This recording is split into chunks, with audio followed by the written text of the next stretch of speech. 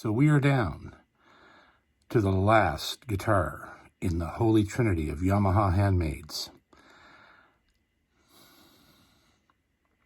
Maybe you should just sit on the toilet when you watch this.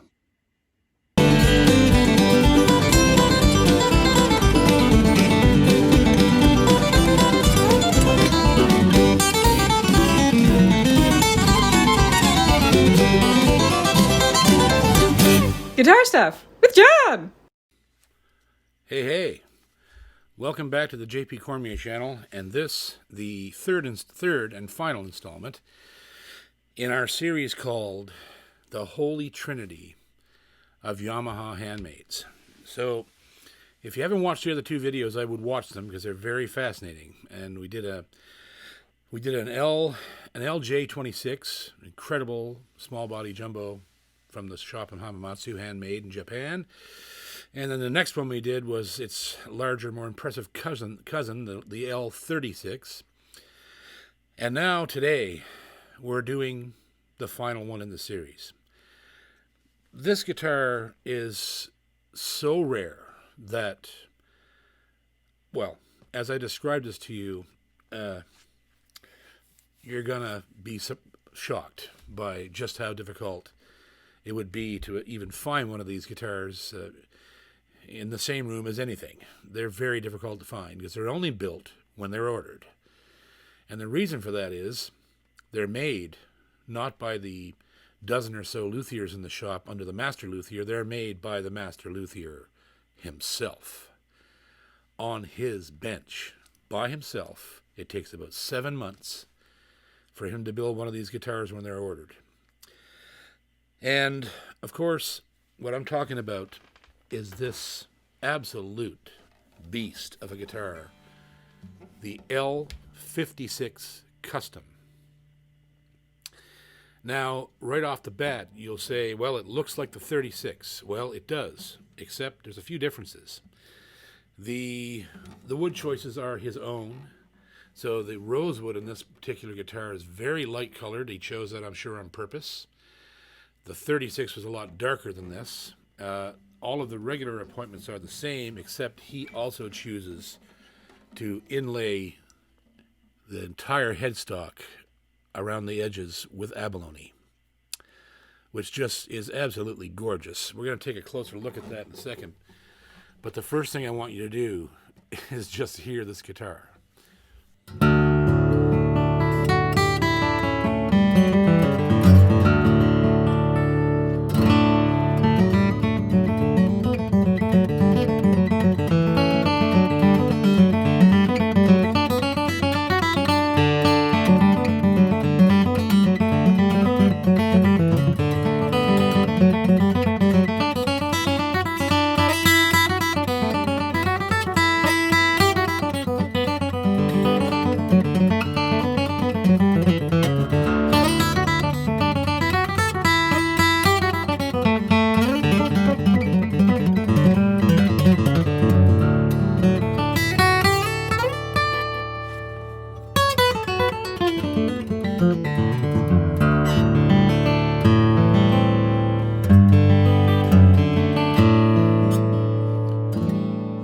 Hypnotic. I start playing it and I forget I'm filming.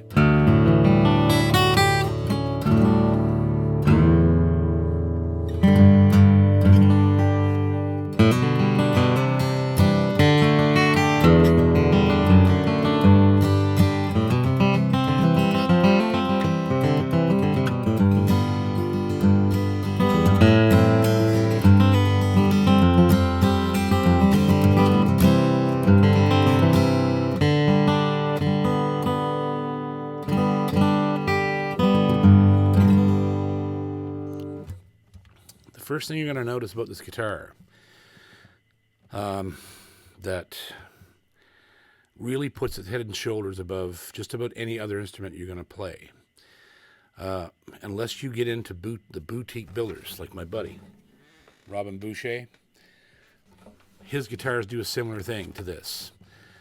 The more you play this instrument in the first 15 or 20 minutes, it actually starts to become louder, warmer, fatter, more projection. It literally comes to life in your hands. I've never seen, with the exception of Robin's guitars, really, the only ones, and of course, I also have to say the same thing about my Gallagher. These guitars, when they're built on a master's bench, listen to it ring. I'm just talking and it's singing back to me. They have.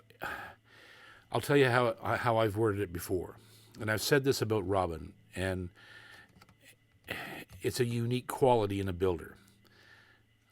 The reason Robin is so brilliant isn't because of the quality of the guitar or the craftsmanship or the sound or the playability or the looks or any of those things. It's the spirit. The spirit of the man who built that guitar is inside that instrument. His vision for the guitar is in all of his instruments. And it seems to come out. It's a living thing almost. And this guitar carries that exact same quality. That master luthier, I'm not sure if it's Hiroshi Sakurai. The guitar is signed inside. It may be one of his successors or his, he's been there for years. So the master luthier that built this has been there for years. And his vision of what these guitars should be just comes out of them in spades. And the more, like the warmer the guitar gets and the more you play it, it just starts to become a living thing.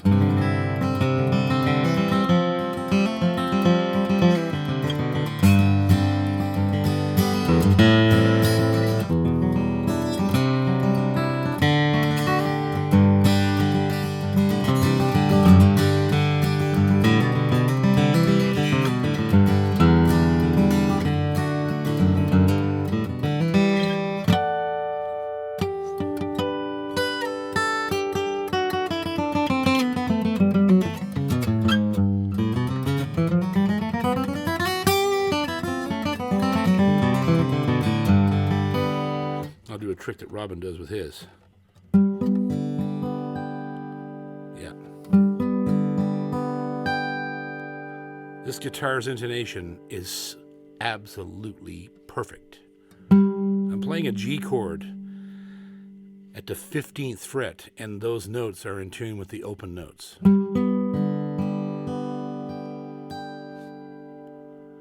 The only guitars in the world that I've ever seen do that is Robin's. So again, this is the magic of Yamaha's Handmades. Now, I'm going to tell you some things about guitars, and some people will disagree with me, and that's fine, because I love Martins, and I love Taylors, and I love Gibsons as well. But here's the thing, and so many people are asking me questions about why I choose these. The red label Yamahas that are out now, coming out of that shop in Hamamatsu, are just selling like hotcakes. Nobody can keep them, and rightfully so. They're incredible. And the reason that they're becoming so popular is sound profile.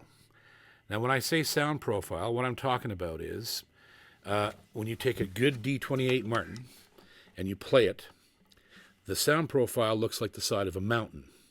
At the top, at its peak, is its bottom end. This beautiful, rich, penetrating bottom end with this percussion on it that is built for, playing bluegrass, and possibly, if you're sort of a one-man band and you need a big, heavy-sounding guitar to carry your songs, you're a songwriter and a singer. So there's that pinnacle, that bottom end is the pinnacle of the sound profile. But as the notes get higher, and you go down through the strings and then up the neck, the sound profile looks like a cliff. And at the top of the guitar, way down here, the guitar gets so thin and useless and quiet that it limits what you can play on it. And that's fine. There's nothing wrong with that. That's the way they're designed. They're designed to be behemoths in a band situation where it can overpower a banjo and a mandolin and you don't have to eat a microphone with it to be heard with a large acoustic ensemble. So The difference between those type of dreadnoughts and this is this sound profile is even. It looks like a flat plane. It has a beautiful bottom end, but as you go down through it, it doesn't decline as much. It goes down a bit and then it levels out again. All through the range, the sonic image, the sound profile of these instruments and instruments like these, from Boucher and Gallagher and Bourgeois and Collings and Yeri, from the custom shop at Yeri, which I'm going to get into very shortly as well. They have this bizarre, incredible, flat sound profile where you get all the color you want out of each section of the guitar. And this guitar demonstrates that in spades.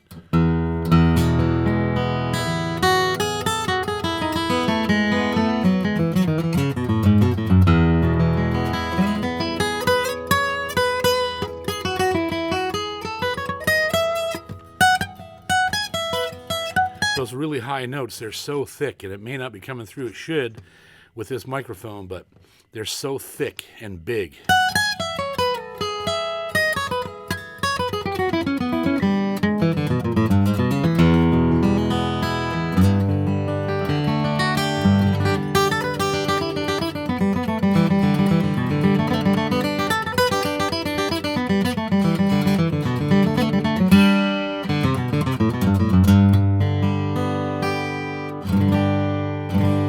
Even as I'm playing it, it is indeed coming to life. But it's hard to review guitars like this because all I really want to do is just play it. And of course, you're sitting back there at home. If you've got good speakers or headphones, you're hearing this thing and just going, whoa. So yeah, playing it is the best endorsement I can give it.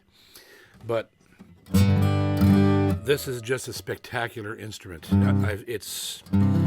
There's really no words for it. You know you're holding a guitar that was built by one man, and it's incredibly evident by the way that it plays. The neck profile is beautiful. The neck is just like butter. It's so smooth and perfect. Your hand just glides over it. The action is to die for. Everything about this guitar is perfection. There's not one thing about this guitar except, and I have to say it again, plastic pins. But I have to say something in the defense of any company who uses these, because many people do. The reason they put these pins in here is because they realize a guitar of this level is going to a guitar player who likely has a kit of stuff that he uses on his favorite guitars, including the type of capo, the type of flat pick, the type of strings, the type of strap, the type of pickup. Bridge pins also fall into that category because some people don't like, nobody likes plastic, but some people don't like tusk or bone, or they don't like ebony, or they use brass. So this is a throwaway customizable feature that if I owned this guitar, I would definitely replace these with probably tusk, because I just like the way tusk sounds. It's fat and warm with a bright end on it. And that's why companies do this. It isn't because they're cheaping out. It's because why would they go ahead and waste rosewood or ebony or even bone or whatever, and when they know that no guitar player is the same? They're just not. I prefer tusk, but all kinds of my viewers on here don't like tusk. They like redwood, rosewood, or they like ebony, or they like real bone, or they like brass. There's a bevy of possibilities that you can use to customize this part of a guitar. So that's why they do it. It isn't just Yamaha either. Like, I've seen a lot of high-end guitars come through here, and they've got plastic pins, and that's why. They're letting the buyer decide what they want. They don't sound bad. They're just not as high a quality as a real material other than plastic. They don't make that much of a difference unless you go. The only time bridge pins make a huge difference is when you go super hard with something like brass. But the tusk and bone, it's hard enough, and if you put something in there that's too hard, it wears out the holes in the bridge plate. So again, I would never hold that. I never hold that against anybody, although I like to complain about it because it's funny. because this guitar is incredibly expensive, and there we have these plastic pegs. But that's why they do it. Anyhow, that's enough for now. I want to just take a close look at this instrument because it's stunning. And so we're going to take a close-up look at the body and the build, and then we're going to come back and I'm going to play it for you some more. And yeah, this is a Yamaha celebration day. To have this particular instrument in my arms is a tremendous honor. To have this guitar in this room, because as I said at the very start of this series, to find these three guitars, the 26, 36, and 56, all in the same room is nearly it can't be done. It's nearly impossible because, as I said, these are only built when they're ordered. So let's take a close look at this bad boy, and you're going to be impressed. It's a stunning instrument. So here we are at the headstock. We see this abalone is just amazing. They use only the most premium shell. It's just gorgeous, and the beautiful rosewood veneer, and then look at those letters. Each one of those letters is put on there by hand, freehand, with a scalpel, as is every single piece of this abalone shell. Beautiful ebony, maple-bound fretboard, high-quality shell again in the snowflake inlays, very retro. Down into the body, you see just more of that beautiful abalone. It's just gorgeous, and a tight grain top. I'm not sure if this is Engelmann Sitka or Sitka, but it's super tight. The grain on this thing is so tight. And there's your faux tortoiseshell pickguard, more shell. And this top does have the ARE technology, so it is aged in some way or another, either chemically or otherwise, artificially by Yamaha. And here we see the inside label. There's your L56 Custom, signed by Hiroshi Sakurai, the master luthier. I'm pretty sure, could say it would be him. It is him that probably built this guitar. And I've had several of his instruments. They're incredible. So now we look at the back, and there we have the super high-end gold Yamaha tuners, and this 5-piece neck, which is mahogany, rosewood, mahogany, rosewood, mahogany. This strip goes right through up into right to the fretboard. It goes right through the neck. It's a super strong neck system. They never move. They never go out of tune. And look at the back of this guitar. The grain in this rosewood is incredible. It shows a very light piece of wood. All of the maple, bound in maple strip up the back. And I'm pretty sure that they still get most of their maple from Canada, which is really cool. And I've always appreciated that about Yamaha. They do get woods from here. And yeah, just a beautiful piece of wood. And there we get a closer look at that side grain. It's deadly, beautiful stripe. And there's that close-up of that maple binding, which is just gorgeous. It's so well done. Beautiful wood. Following up here to the heel and that nice purfled end cap there, and that neck profile is just deadly. Yeah, so it's a beautiful guitar, and it's a joy to play it and a joy to look at it. It really is something to behold. So there you go, the L56 Custom, built by Hiroshi Sakurai. And you have to play one of these to believe it. And I'm glad to be doing these videos. So the street value of this guitar is $5,599, so $5,600. After tax, you're looking at well into $6,000 and change. Is it worth it? Absolutely. 100%. I would pay over $6,000 for this guitar. If I was a consumer looking for an heirloom quality instrument that surpassed many of the huge names that are hanging on the wall beside it in a shop, if I took this down and played it against those other guitars, there's no question I would lay my money out. Just because I know where it came from. I know it was built by one man on one bench over a period of 7 months, nearly a year. The better part of over half a year to get this guitar made. That's a lot. That's a lot of time and a lot of work and a lot of effort to make an instrument that is truly a masterpiece.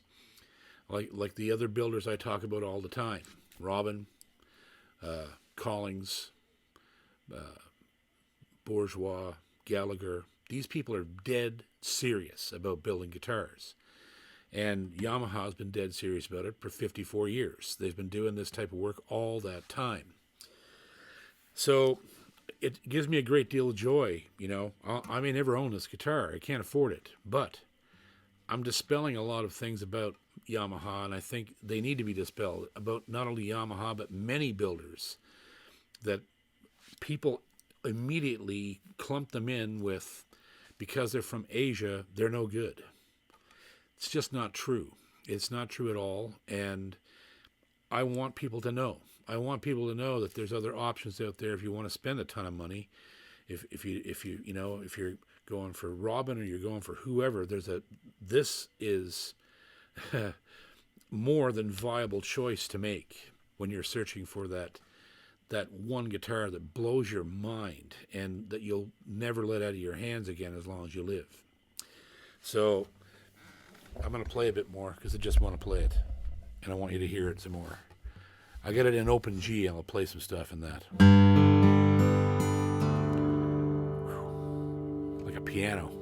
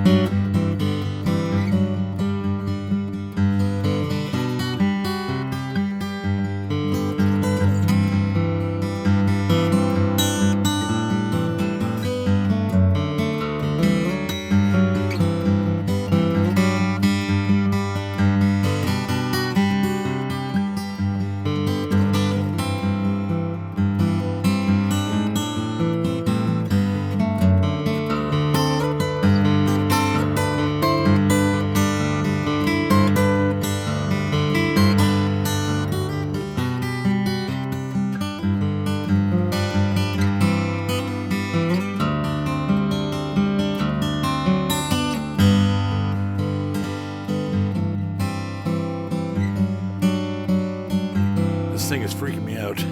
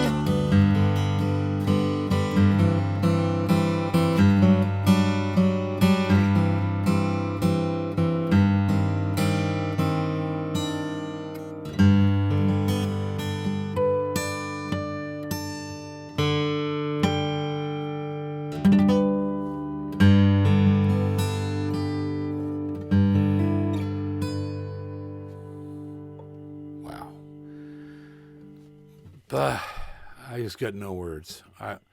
What are you going to do? If you like the channel and you like what I do on here, please hit subscribe. It really helps us a lot. And if you want to send us some dough, the links are there too. If you want to join as a private member, that link's right beside the subscribe button. Hit the notification bell so you know when we're doing new things. Keep an eye out for all the shows here that are here every week. String Theory, Guitar Stuff with John, Life and Music. And on the 22nd of November of 2020, the debut of Live at Ginger's Barn with the Spinney Brothers. So, yeah, stay in there. Keep picking. Keep picking and never stop searching for your perfect guitar. That makes life a lot better. I hope you never find it. Because looking for it's so much fun. I love you guys. See you soon.